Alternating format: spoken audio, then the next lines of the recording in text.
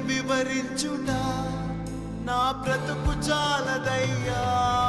నీ ప్రేమ వర్ణించుట నా వల్ల కాదయ్యా. నీ కృపని వివరించుట నా బ్రతుకు చాలదయ్యా.